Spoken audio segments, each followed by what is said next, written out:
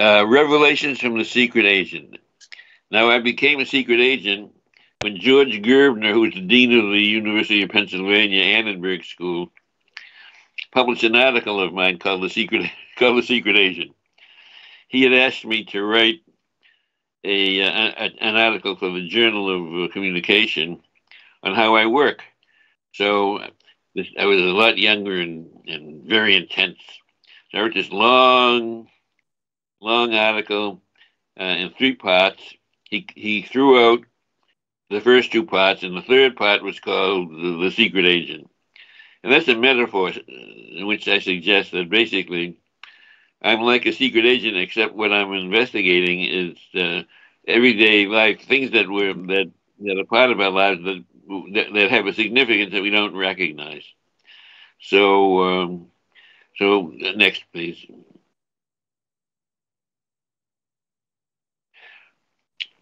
So this is what I want to talk about today. First, I want to talk about something that happened to me in 1951 when I saw Rashomon. Then I'm going to talk about the secret agent as a metaphor.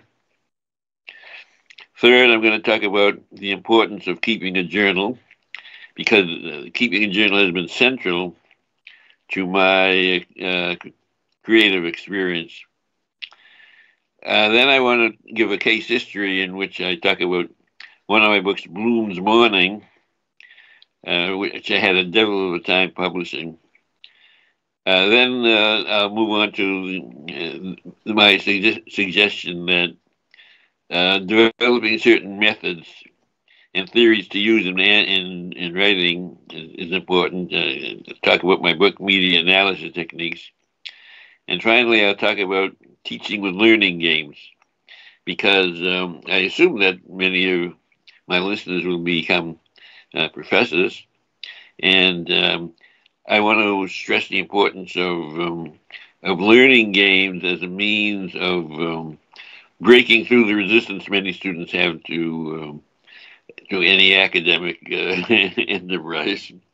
All right, so next slide, please.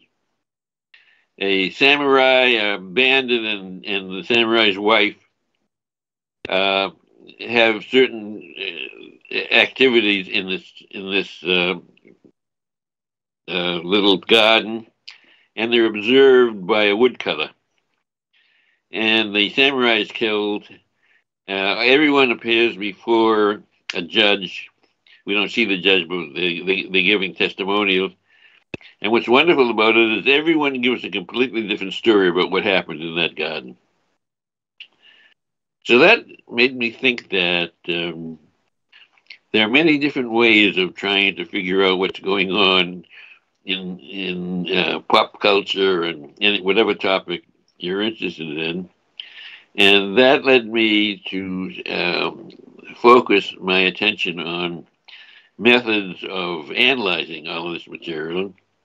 So to a certain degree, my work involves taking certain methodologies, semiotics, Marxism, psychoanalytic theory, sociological analysis, and applying them to whatever I'm interested in, seeing what insights they can provide. Now, a lot of people think that the insights that I find are sort of in my own mind, not in the topics that I'm dealing with, or the text that I'm writing about, or the objects I'm considering. But I try to make a decent argument to support my contentions and let it go with that. Okay, next, please. All right, so I had, when George Gerbner declared I was a secret agent, I made an embosser. And this is in the days when people sent letters. And just for the fun of it, I would emboss all my letters with writer, artist, and secret agent. Because basically that's what I am. I'm a writer and an artist. And the metaphor is I'm looking for the secrets that are around us, hiding in plain sight, as you might say. Next, please. Now, in my department, we once did crazy photos. So I did a photo of myself with a plastic gun as a secret agent. And my students, when they learned about that article, they started calling me the secret agent. it's kind of it's kind of crazy, but on the other hand, it it gives you a kind of identity and gives people a sense of what you're up to. So I don't run around with a gun, but I thought it was just a comic uh, photograph. Next, please. Now, this is the article, The Secret Agent, that appeared in the Journal of Communication. And what's really interesting about this article just shows you never know what's going to happen. In this article, which appeared quite a while ago, I don't know, in the early '70s, I believe, I basically spelled out the next 50 years of my life. I listed the various techniques of analysis that are available, and then I was spent 56. Well, my first book was in 1970. It was my PhD dissertation on the comics of Little Abner. So from that time on, I've been using the methodologies I discuss in this part of uh, my article to investigate various subjects that interest me. Next, please. There's the drawing I did. This is the drawing I did for that article. And the more I write now, the more interested I am in visual aspects of books. So when I write books nowadays, I don't pass my manuscripts in the way most people do, with a double space uh, text for the editors to read. I write them on a 6 by 9 format page, and it looks like it comes out looking exactly like the way the book would look, basically. And so I insert into the material all kinds of images, drawings, photographs, charts, diagrams, because I believe that if you ask a student to look at a book and it's just line after line after line of type, they get turned off.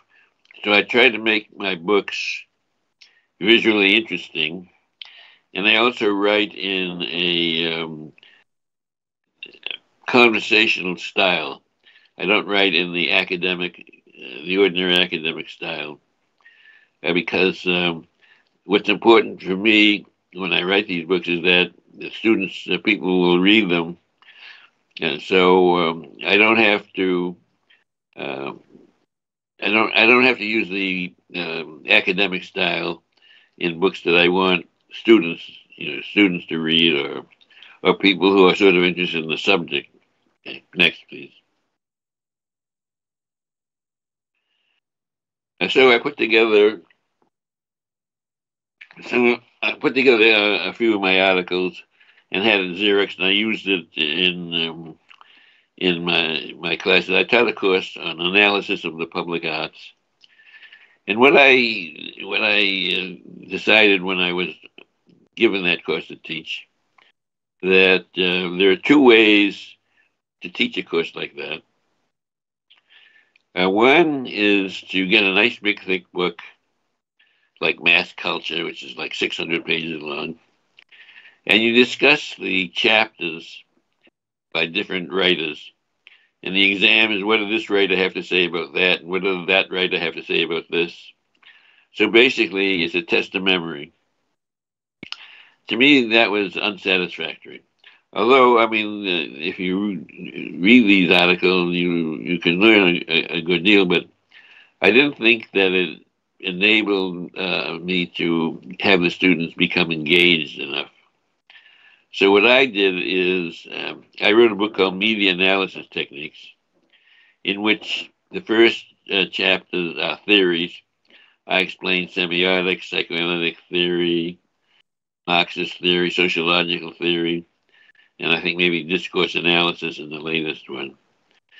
And so when I taught, I would spend time lecturing on the technique. Then we would have activities, learning games, in which the students learn to apply some of the concepts that they learned in the in the reading.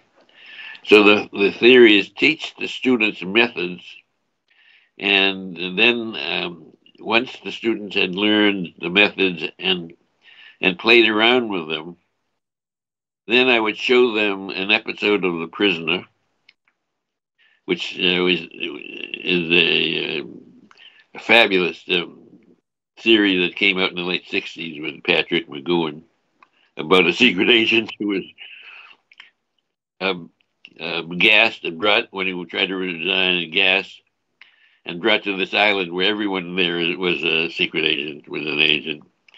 And he spent 17 adventures trying to escape from the island. He finally does. So that's the first manifestation of a secret agent. Next, please. So now the question is, if you are going to function in academic life as a scholar and a teacher, it's very important to keep a journal. And I wrote a little book that, I don't know if you can see it, The Art of the Journal. Yeah, The Art of the Journal. And the nice thing about this book is I have half of the book is blank pages for you to keep your journal. So I teach you how to keep a journal, various rules of journal writing, and then my hope is that people will start keeping a journal in the back of this, and then move on to buying books, blank books, like the one I keep my journals in for their own benefit. So what are the advantages of keeping a journal? One, I already showed you that page of brainstorming.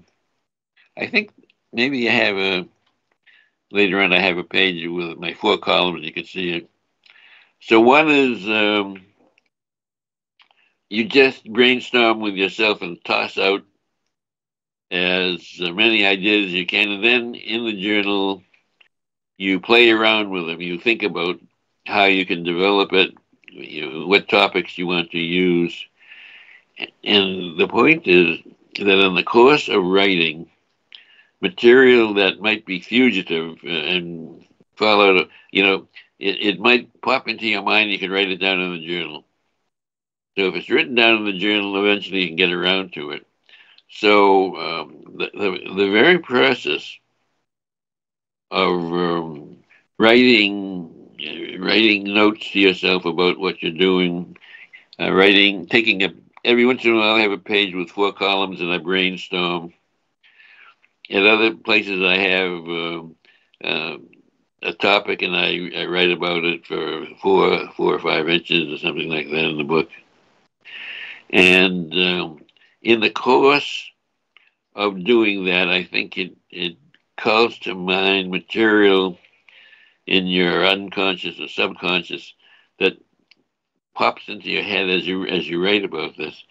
And so you save them so the ideas are not fugitive. They don't just pop into your head and disappear. So keeping a journal, to my mind, is of central importance for any scholar or any writer. I think most writers keep journals, notebooks, whatever you want to call them. I've given the first 100 of my journals to the University of Iowa because that's where I got my master's degree. Because they gave me a grant when I was going to work on my master's degree, and that made life a lot easier. And then the University of Iowa happens to have one of the best writers' workshops, maybe the best. in the American university system. Many of our greatest writers have gone to the University of Iowa, and Iowa City is full of people who are reading their poetry at bars and things like that. When I was there, anyway. So I studied with one of the writers there, who was a fantastic woman. She spent 19 years writing a novel for a very good publisher, Scribner's. It's got a first page review in the New York Times book review section. This is many years ago. And then 3 months later, or a year later, it was available in bookstores for $3. It was a huge book, but it was and very poetic, but very difficult to read. It was just it's like having a cup of coffee with too much sugar. You just can't absorb too much of it. You know. Incidentally, I'll be happy to answer your questions, so you might want to keep notes as I talk about and just ask me any questions. That's what I'm here for. Next, please. So these are my rules for keeping a journal. It has to be in a bound book. You number the pages. If you look at this, this is like my latest journal. The pages are all numbered. I have a lot of images. I have headlines. I have images. I don't have any. I draw little drawings to make it more interesting.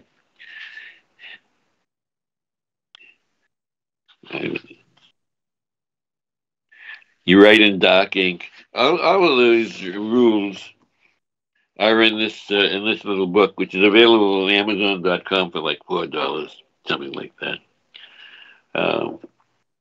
So I'm a firm believer in journal writing because that's, of course, how I work.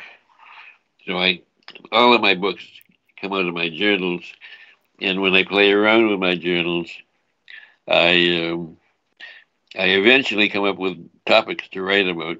You see. And then every 100 pages, I devote the page to how I'm progressing, what I've done, and so forth. You see. And in this journal, I don't have as many spot drawings as I usually have, but most of my journals have a lot of. Well, you can see I'm taking this page. I don't know if you can see it here, but I've got drawings here. I illustrate them every once when I'm talking about something of interesting, and I think that visually, it's important to have images and drawings and so forth in your journal. All right, next, please. Well, this is an example of one of my journal pages in which I've got an image, and then I've got this is a 2-column. You can see I've progressed from 2 columns. Sometimes I have 3 columns, and now many times I have 4 columns. It all depends on how much detail I want to go into in the journal page. But the important thing is to write in the. It's like exercise. The more you exercise, the better off you are.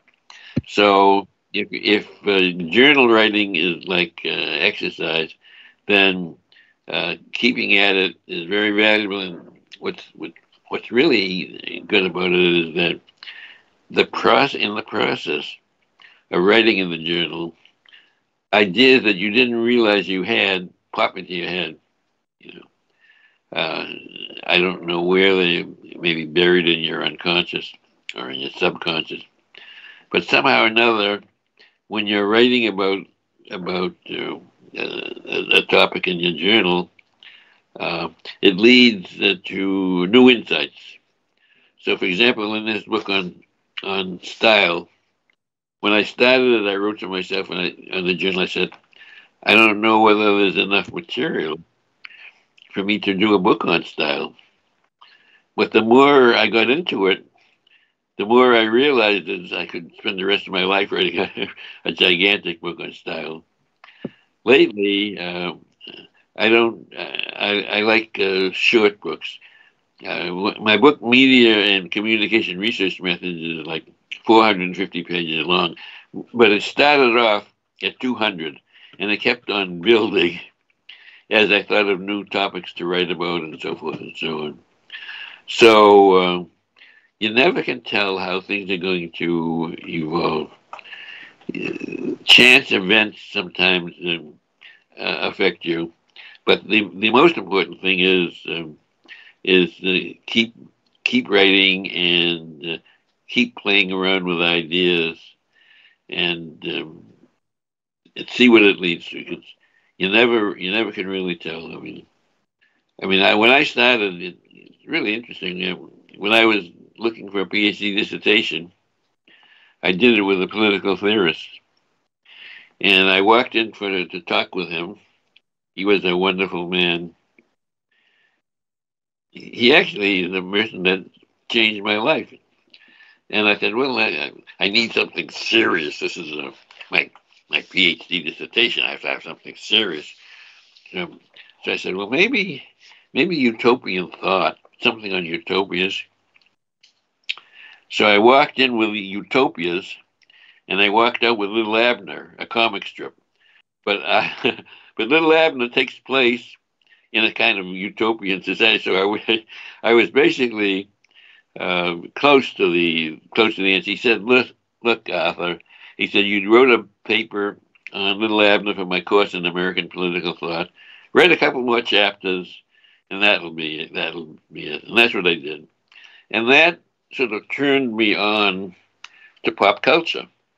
So I was writing about pop culture in the early 70s, and all my colleagues said to me, it's ridiculous. There's no interest in pop culture. And now, of course, if you think about half the movies we watch are comic book characters.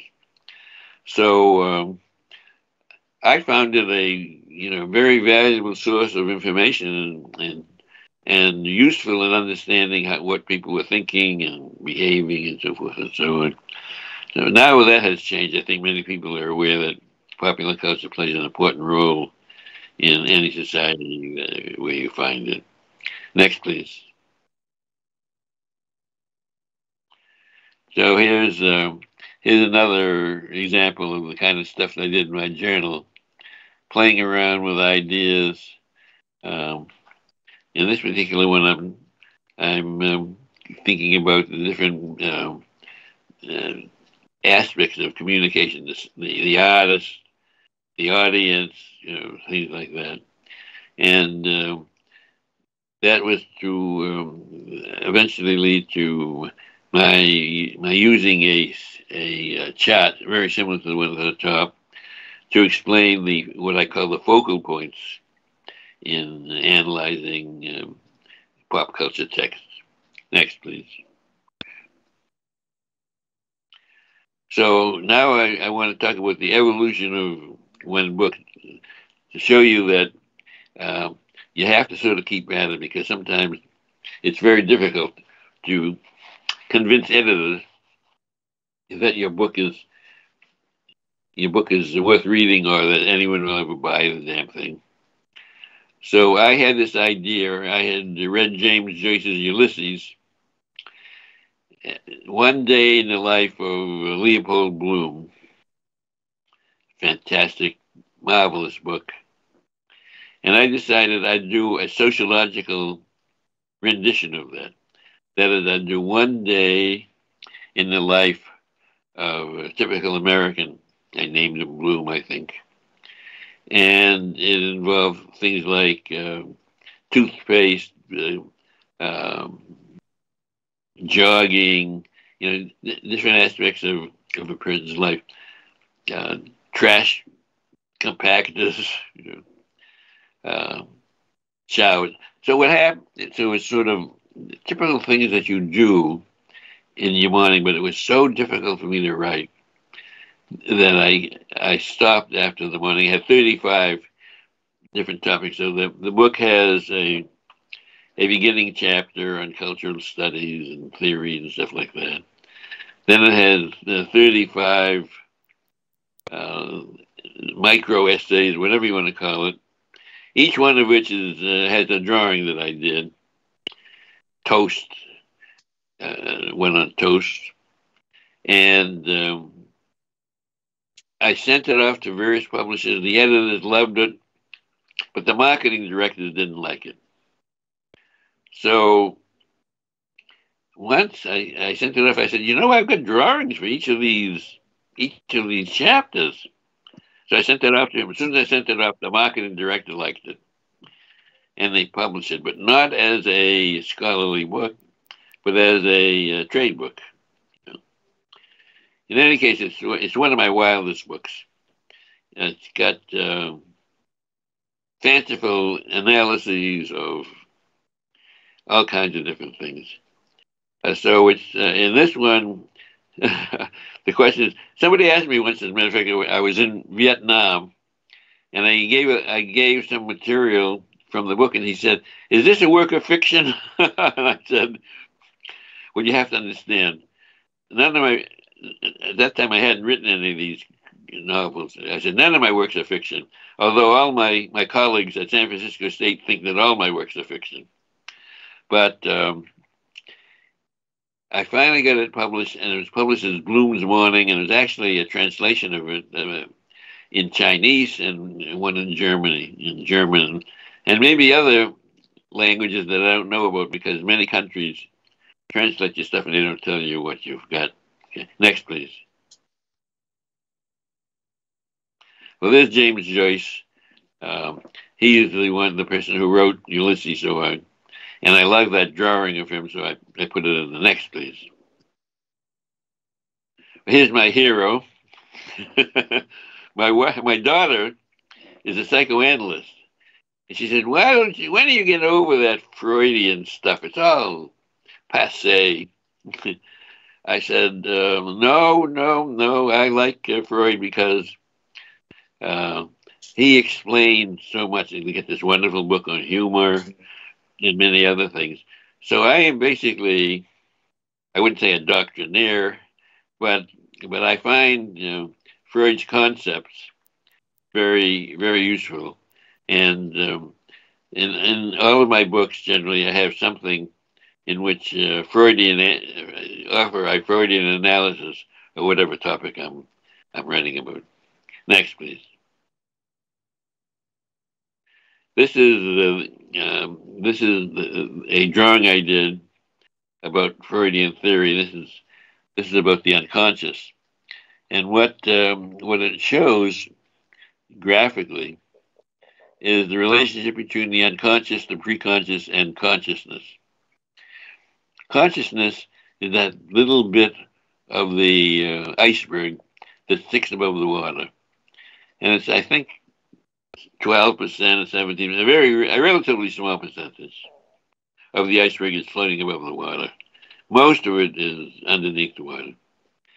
Then there's an area usually of a few feet in which you can sort of dimly make out the contours of the iceberg, and that's the preconscious or subconscious. And then most of the psyche is the unconscious, and material filters into the unconscious in many different ways. What's important about it is that there is imperatives in the unconscious that shape our behavior. So people's notion that they're conscious and rational about all their behavior is, to my mind, ridiculous. They don't understand the degree to which they're shaped by material in their unconscious, of which they're unaware. You can sometimes get aware of some of it through the help of a psychologist, but for many people, the unconscious is just that sort of black part of the iceberg that they can't access one way or the other. Next, please. So there's I'm writing in my journal, Ulysses Sociologica, I mean, it worked very nice. You don't see Sociological America was going to be, but since I couldn't do the whole thing, I decided I'd just call it Bloom's Morning, and I did a lot of drawings, and those drawings are in a paperback edition of the book. Next, please. There's a book that I made of various parts of the book that I think I used in my course. I also did a book in my course in which the first article was based on my analysis of McDonald's hamburgers, and I argue that McDonald's is an evangelical hamburger, that it would take over the world. I wrote this in 1963 or 64, because I could see the dynamics of McDonald's were such that it had obviously the power to attract and keep hundreds of millions of people. So there's another version of Ulysses Sociologica. Next, please. This is the one that was finally published, and I would say it's one of my most imaginative books. The first section and the last section are sort of typical scholarly notions and so forth, but the middle section with 35 short essays in which I analyzed the hidden significance and secret meaning, cultural resonance, and so forth. These different topics maybe it's a feat of imagination. I don't know what you want to call it, but I had a lot of fun with many of the topics. Next, please. Now this is my book, which to my mind was very different from most of the books on media. That is, as I said before earlier, techniques are very important. And so in this book, the first 4 chapters are on semiotic, psychoanalytic theory, sociological theory, and Marxist theory. And the last chapters are applications, are chapters in which I apply these different theories. And so the notion is I use it in my course. I teach the students the methodology. Then we play learning games based on that methodology. And then I have them watch an episode of The Prisoner and write a semiotic analysis, a Marxist analysis, a Freudian analysis, whatever it is. So my idea was that what would really be interesting is for the final exam to have them write 4 different analyses of the same text, same episode of The Prisoner. But the point is, by teaching students methods and having them learn to apply those methods, they are then being sort of productive as opposed to just keeping things in their memory and using them. So they learn to use these techniques to sort of analyze them. And one of my students, years after I retired in 2003, I'm an elderly man, I'm 91 years old. And so many years after I retired, I happened to come across her in the supermarket, and she said, Professor Berger, that semiotics, it's still with me. So I was thinking, isn't that interesting? When you teach students methods, they start using those methods to analyze different aspects of pop culture, media, and maybe even their own lives. So methods stick with you. Articles that you've read in a big book, you can remember it for a while and then it just passes away. Because these methods are things that help you understand things a lot better, and so you keep on using it. It's sort of becoming indoctrinated, or whatever the word is. Once the method gets into your head, it's hard to get rid of it. So that's where I think that teaching with methods is a very important aspect. But you have to learn. You have to know how to do it correctly, because they can't just learn without just by reading it. They have to kind of practice in using it. For example, when I taught the semiotics chapter, I'd put them in groups of three. One person does the writing. I call them the scribe, but everyone contributes to it. And one of my assignments was you're doing a publicity book for France. What images do you use in it? Every one of them had the Eiffel Tower. And so I asked them, is the Eiffel Tower a symbol of France, or is it a symbol of Paris? It's an interesting thing to have to think about.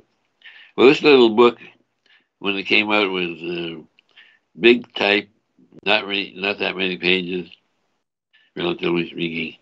Then it started to come out in different editions, and now it's a much more elevated text, physically speaking. Next, please. You see the cover of it now. It's a much larger book, and it's many more pages. And that's because over the course of writing new editions, I kept on adding material. So it's like it started thin and it ended up thick. You know? But I've come to the point now where I don't want to do any more new editions.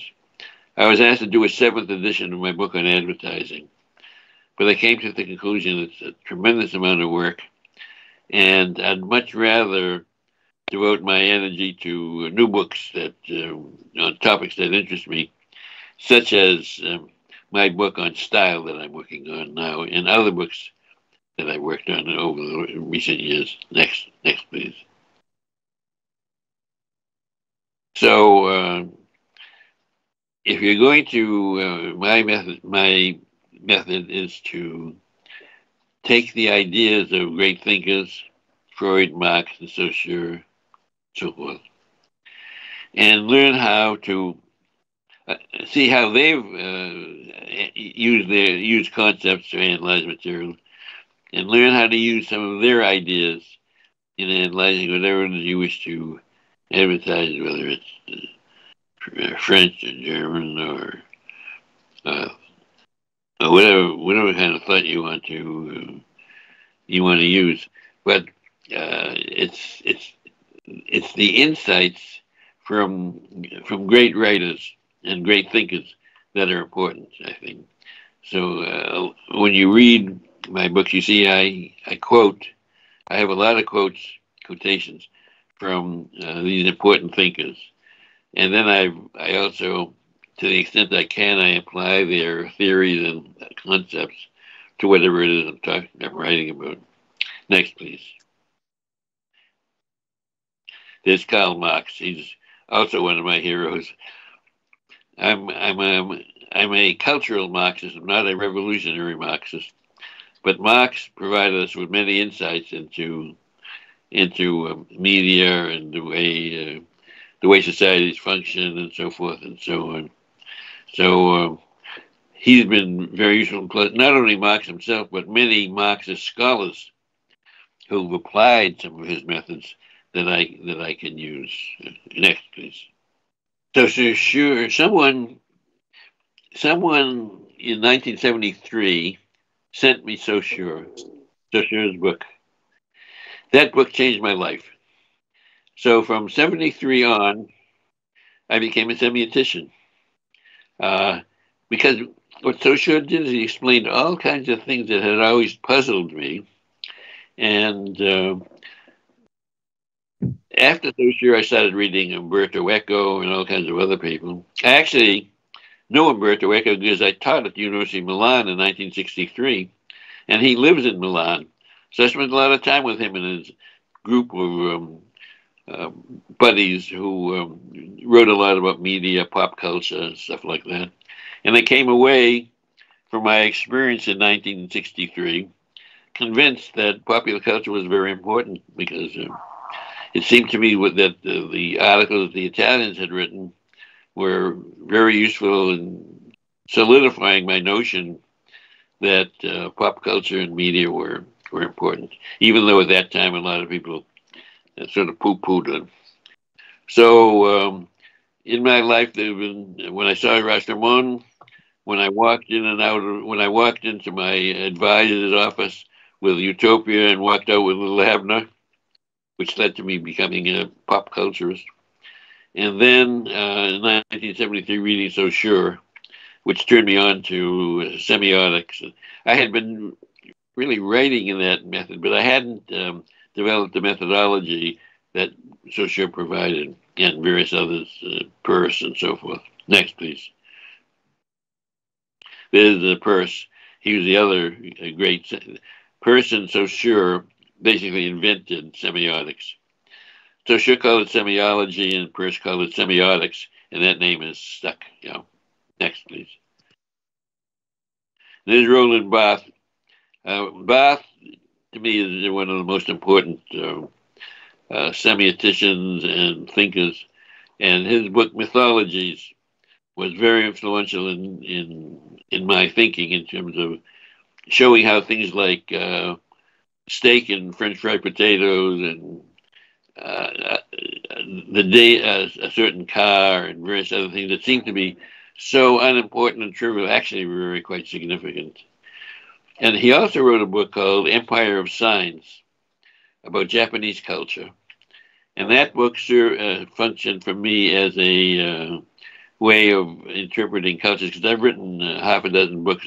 I've written books on Bali, on Thailand, on Japan, on India, and so forth. Basically, semiotic analyses, I look for signifiers of some significance. So they're not histories, but they're dealing with signifiers of importance in that particular culture. And it was Barthes who turned me on to that. Next, please. There's Shakespeare. I just happened to like that drawing, and I used it as the cover for a book I wrote 2 years ago on one of Shakespeare's comedies. I'm very much interested in humor, and I've written 7 books on humor. And what I did is I did some research, and I came to the conclusion there are 45 techniques that humorists use in generating humor. And so I applied that to one of Shakespeare's plays and had a lot of fun with it. And I actually found someone to publish it, which was to me quite shocking. But you never know what's going to happen when you're dealing with editors and publishers. Next, please. I forget who this is. Oh, it's Bakhtin, I think. Bakhtin also is very interesting because he's written wonderful stuff on the role of humor in society and how in medieval society they had these periods of humor and feasting and festivities and all that kind of stuff that sort of made life tolerable. Next, please. So, learning outcomes from everything I've been talking about. So you have to learn how to apply the concepts that you've learned. Like I make a distinction between a theory and a concept. Psychoanalytic theory and the concept is, there are many concepts, the unconscious, the Oedipus complex, all that kind of stuff. The importance of learning to see things in different ways. Remember, I talked about how Rashomon, you realize that there's like 4 different ways of talking about the same thing, and the question, of course, is who is correct. The third thing is searching for relationships that you've never seen before, which I describe as insights. That's what makes your research interesting, because all of a sudden, when you've done that, people start seeing whatever it is you're dealing with in a different way. You see. Fourth is to learn to work collaboratively with others. Uh, Unfortunately, I was somewhat of a lone wolf, so I've not done a lot of work, uh, written a lot of articles with others. In fact, I think in the course of my career, I've only written an article with one person or two people. But I've also, when I write, sometimes I can convince um, people to contribute uh, boxed inserts or chapters to what I'm writing. So there is an element of cooperation involved in my work. Um, Learn to have fun applying concepts and looking for insights. That is why I enjoy writing, because what I find is in the course of the writing, I discover things that I hadn't realized existed before, and that to me is a wonderful thing. All of a sudden, I see things differently. See, learn uh, some new theories and concepts in those theories. That's just a matter of sort of profounding yourself in the methodology, uh, and seeing which which concepts and other things you can use for your benefit. And of course, the last one is learning how to keep a journal. That's it. Since the journal has been so important in my life, uh, I feel very strongly that it's a very big benefit in that anyone who's going to be a writer or is involved with scholarly work and so forth, it makes sense to keep a journal, because in keeping the journal, you discover things you hadn't known that you knew before. You get insights, and you also develop your style. It takes a certain amount of energy and effort to sort of develop a voice and a style. And so, keeping a journal to me, and that's basically the what I'm arguing about in this talk, that learning to keep a journal is a major step forward, and it's my hope that after listening to me, you'll think about keeping a journal, and if you do, remember to make sure you keep it in a bound book and with dark ink. All right, for that, I'm open to any questions now.